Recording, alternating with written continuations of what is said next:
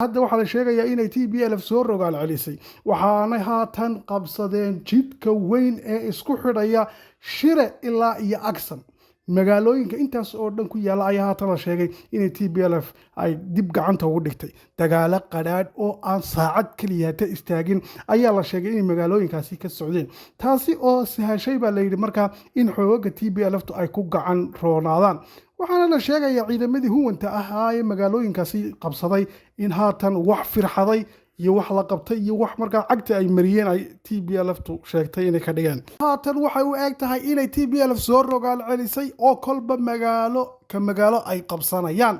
waxaa haatan la xaqiijiyey in ay kooxda TPLF-tu qabsadeen magaalooyinka Wikro, Salaleqa iyo Arua magaalooyinkaasi oo ilaa 2 wiig ka hor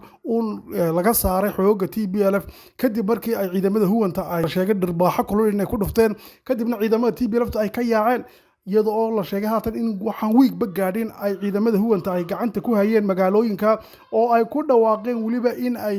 adeegyadii aasaasiga ah telefoonada iyo gargaarkiiba ay ka bilaabayaan magaalooyinkaasi waaweyn ayaa hadda waxaa la sheegayaa inay TPLF soo rogaal celisay taliyaha ugu sareeya ee xoogaga TPLF-ta Tadesse Wareda ayaa yidhi hadda way socotaa hawshu waxaanu yidhi qubuurahoogii ayaa loo qodayaa xoogaga huwanta ah ee ciidamada Itoobiya Eritrea oo sheegay oo isagu ku magacaabanayay xoogaga cadowga ah buu yidhi Tigreega soo weeraray oo sidoo hadalka u dhigay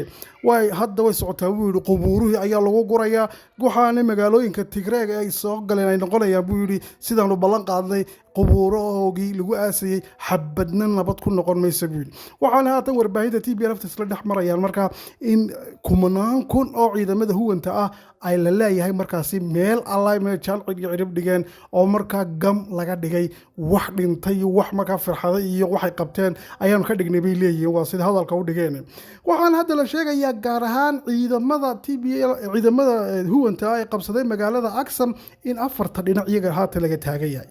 oo dhinaca u yaacaan aanay jirin kuwaasi oo xitaa inay isa soo dhiibaan markaasi loo diido la doonayo in halka ay joogaan gam lagaga dhigay bay dhahdeen waa sida ay markaa wacad ku mareen TPLF waxaana hadda ay maalmihii soo dhaafo dhan sheeganay magaalada Arua in sida oo kale 4 dhinac ay ka istaagtay markaa TPLF oo markaa ciidamadii huwanta ay gam ka dhigeen oo markaa gabi ahaan ilaa dhowr kun 5,000 oo askari wax ka badan ay sheegeen TPLF inay ku dileen dagaalkaasi ilaa haddana uu socdo dagaalku magaalada Arua waxaa haatan la sheegay inay si buuxda gacanta ugu dhigeen xoogaga TPLF haddaba waxaa xusid mudan in dagaalada hadda socda ay markaasi isbedbedelayaan imka waxaa la sheegay TPLF waxaa la moodayay markii hore in la jabiyey oo magta laga adkaaday haddana waa kuwan haatan soo rogaal celiyey ee guulaha sheeganaya ee warbaahintooda isla dhex maraya waxaana la sheegay markaa inay shax dagaal oo aad cajiib u ah ay adeegsanayaan taasoo iskugu jirta hab jabhadayn ah iyo mar oo ku dhufo ka dhaqaaqa iyo hab kale oo ah mid ay shicibka markaasi Tigreegu la shaqaynayaan oo ay markaa kala garan laadahay ciidankii Itoobiya cidii shacab iyo cidii markaasi jabhadii TPLF oo dad shacab iska socdo moogta xitaa qaar reebaadiye iska socda ayuu dhinaca kale ka soo wareegaya markaasi xoogagii markaa huwanta gam guuto dhan bay markaasi cagta marinayaan haddaba si kasta iyadu waxay ku doodaysaa xukuumadda Itoobiya in dadka Tigreegu ay la shaqaynayaan oo ay doorkan xitaa ay soo tilmaamayaan bay yiraahdeen meel kasta oo ay ku dhuumanayaan TPLF saas ay xukuumaddu sheeganaysaa laakiin dadka falanqeeya arrimaha military waxay leeyihiin haddii ay jiraan Tigre haatan la shaqaynaya markaasi xukuumadda Itoobiya may magacowdeen ee way uga dhici lahayd moogtay dee waxa weeyaan awood ay adeegsanayso oo sireed oo sir ciidan bay ahaan lahayd laakiin waxay leeyihiin maadaama xukuumadda ay sheeganayso haatan sheegasha u muuqataa bay leeyihiin sida ay falanqeeyayaashu haatan ku qeexayaan aduu si kasta ha haatee iyadoo haatan TPLF awoodahaasi oo dhan ay sheegatay oo ay sheegeen haatan inay soo rogaal celiyeen kumanaan ciidamadii huwantaana ay sutida u hayaan ayaa dhinaca kale madaxweynaha Eritrea Isaias Afwerki oo booqanayay ciidamadiisa ku sugan xerada Sawa xero ciidamada weyn ku taala magaalada Sawa ayaa wuxuu halkaasi kaga dhawaaqay in haatan Eritrea ay diyaar u tahay inay difaacdo dhulkeeda buu yiri sida oo kale Itoobiya wuxuu xaq u leedahay inay difaacdo xornimadeeda waxaanu gaashaanka ku dhuftay uu sheegay wadamada reer galbeedka wuxuu doonaya haatan TPLF badbaadiyaan intaasina aanay dhacayn buu yiri labada wadan xaq u leeyihiin isdifaacaan waxa uu hoosta ka xariiqay uu wada hadalada ka socda South Africa waa waqti lumis ama waa gacan ku daalis reer galbeedkan wuxuu ku eedeeyay dawladaha jira ay markaasi baabiinayaan argagixisadani u hiilinayaan buu yidhi isagoo TPLF ku tilmaamaya argagixiso waa siduu hadalka u dhigay waxaanu sheegay haatan in Ethiopia iyo Eritrea labaduba ay guuleysan doonaan ay ka guuleysanayaan buu yidhi argagixisada TPLF oo sidoo hadalka markaasi u dhigay waa hagaag dhinaca kale haddaba ra'iisul wasaare Abiy Ahmed oo isaguna ka hadlayay markaasi wadahadallada ka socda South Africa ayaa gaashaanka ku dhuftay oo si kulul markaasi uga hadlay wadahadalladaasi waxaanu isaguna sheegay oo uu yidhi horumarka isagoo markaa qalab casri ah oo qamadiga markaasi lagu sifaynayo ka jeedinayay horumarka gaadhaysa Ethiopia ayaa waxa uu yidhi hadda waxaan gaadhay xukuumadda Ethiopia ay gaadhay horumar weyn qalabka casriga ah arkaysan buu yiri qamadiga lagu kala sifaynayo waxa soo horumarkii nabadda lagu keenay laakiin TPLF buu yiri nabad ma doonayso waxaan doonayaan inay wax burburiyaan xoog ku qabsadaan wadanka oo markaasi dagaal ay u taagayeen wadamo kale ayaa dabada ka riixaya buu yiri oo haddana gacanta kula jira wadahadallada ka socda South Africa waxaanu yiri wadahadallada South Africa ka socda waa qaar khasab la doonayo in TPLF markaasi awood buuxda lagu siiyo waa sidoo hadalka u dhigay Abiy Ahmed waxaan hadda ay ku soo beegmaysaa hadallada ay jeedinayaan haddaba mas'uuliyiinta Ethiopia iyo Eritrea ba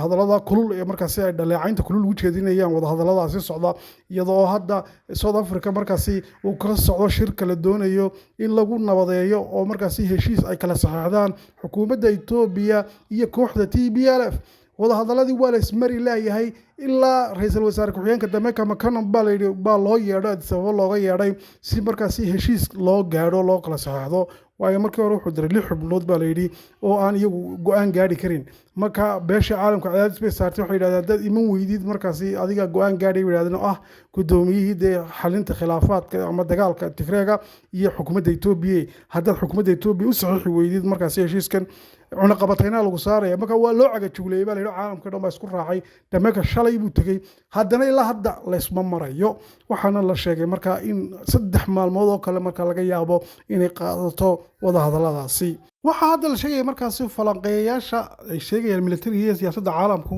in wadahadalladana ay yihiin the last chance la doonayo in lagu soo afjaro dagaalka ka socda Tigreega iyadoo marka aan loo kala kacayn baa la yiri haday doonto bilabaha qaadatee meesha waa inuu ka soo baxdaa baa la yiri in xabad joojin iyo dagaalka la joojiyo halka lagu heshiiyo oo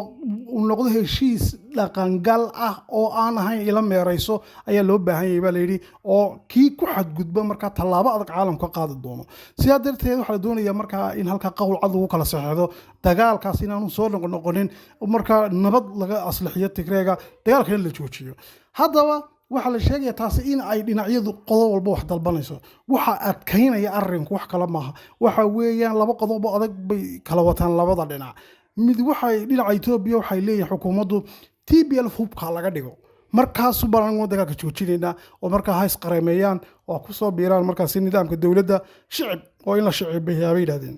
dhinaca TPLF waxay leedahay annagu hubka ma dhigayno ilaa horta ciidamadana soo weeraray naga baxaan oo moogtay dhulka Tigreega ay ka baxaan marka waa gir iyo gir bala taagay